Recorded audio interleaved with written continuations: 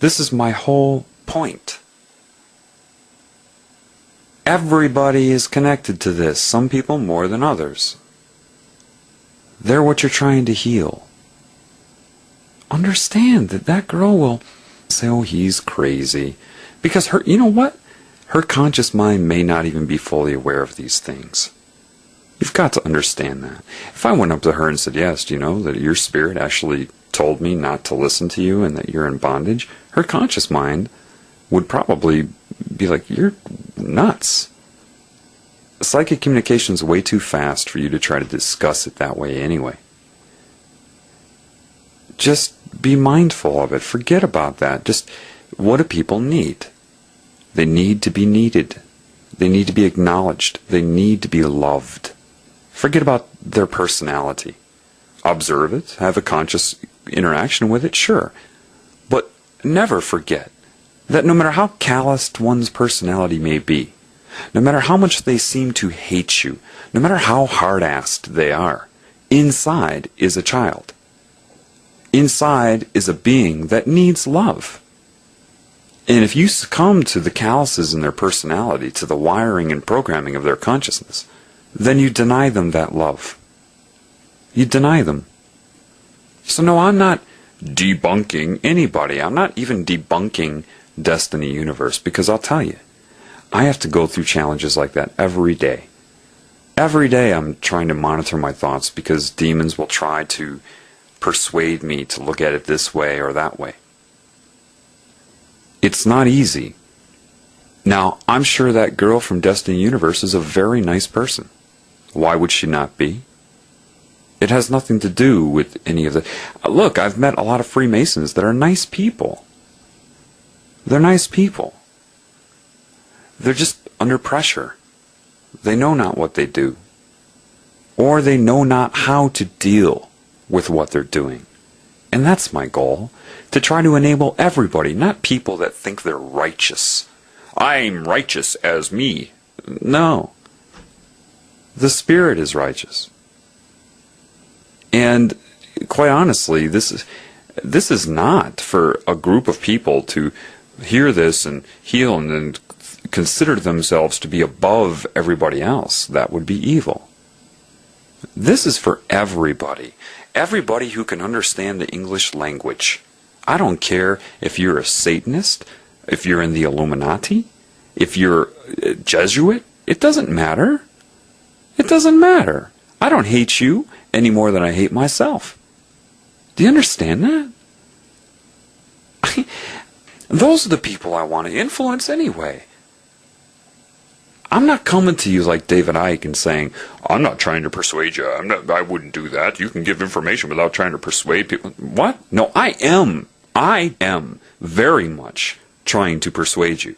I don't need to use reverse psychology to tell you that I'm not, so that I can sit there and persuade you for 5 hours. And my target audience, it's the Satanists and the Illuminati and anybody that is really controlled by this. That's who I'm trying to help. And yeah, I understand they hate me. I do. As much as an alcoholic would hate me if I threw their alcohol away. I understand that. I've had addictions. I have them. I know. I'm not perfect, and they know I'm not perfect. Hopefully that will make me credible in their eyes, to see that I admit that I'm not perfect. And I'm not saying to them, I am more perfect than you. I'm saying, I'm struggling, man. I am struggling, but I found this loving spirit. I'm reconnecting to it, and I want you to do that as well. I'm speaking to demons right now. They say, oh, they're creations of darkness. Maybe. But wait a minute. There's a spirit that creates anything and everything. It's kind of like the story of Pinocchio.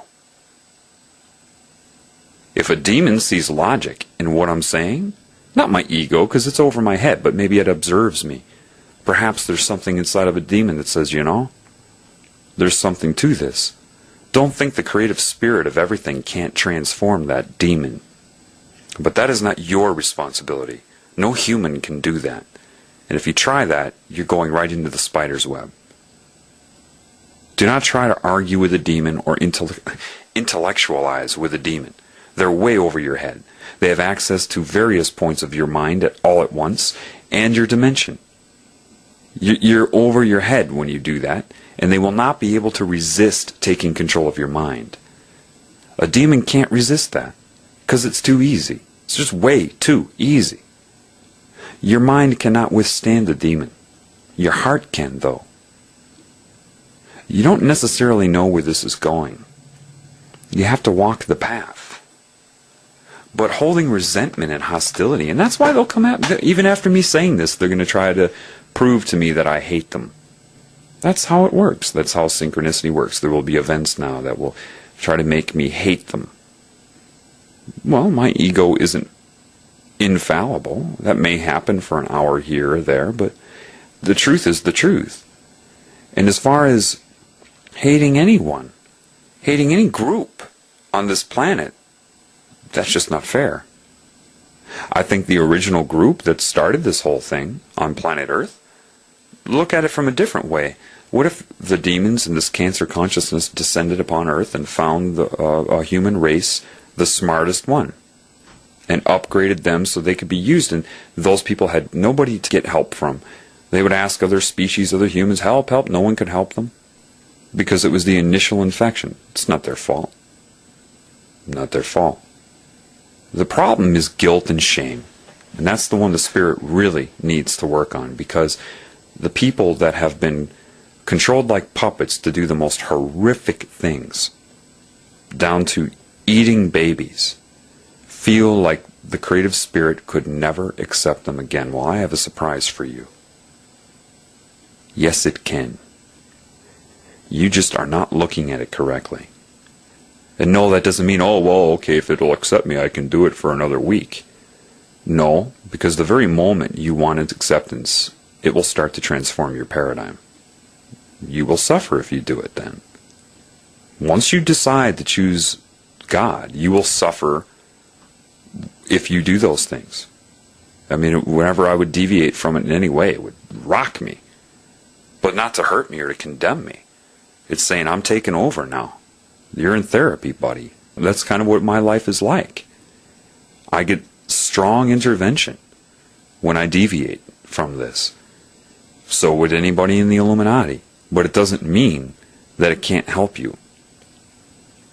Cancer is the most violent thing in your body. Or what about an autoimmune disorder where you're attacking yourself? Can you imagine how that's played out on the cellular level? Same thing as eating babies. It's the same thing. And only love can spontaneously heal cancer. You're not going to hold the cancer cells in guilt and shame, or else they will not heal. And because you need your body, your system, your consciousness manifestation to be synergistic, holistic, and in harmony and in love, there's no way you could hold parts of your body in guilt for becoming damaged or disconnected. The creative Spirit does not hate you for insanity, for it knows that you're insane. It is you that is in judgment of yourself. It is not, because it knows if you're disconnected from it, you will fail. You will become this way. It already knows that. Therefore, how can it judge you or condemn you for it? It knows you can't work if you're disconnected from it. It knows that about Satan or the cancer consciousness or the alien beings, anybody a part of that agenda, the predatory agenda. It knows that. So if it's telling you this, knowing that, what does that tell you? The people that have done the worst things in life are the ones the Spirit wants to activate first. They're so important to the Spirit. You have no idea how much you mean. And it's your guilt because you were conned into doing things to your own kind that you cannot forgive yourself for anymore. You think it's too late. I made a contract,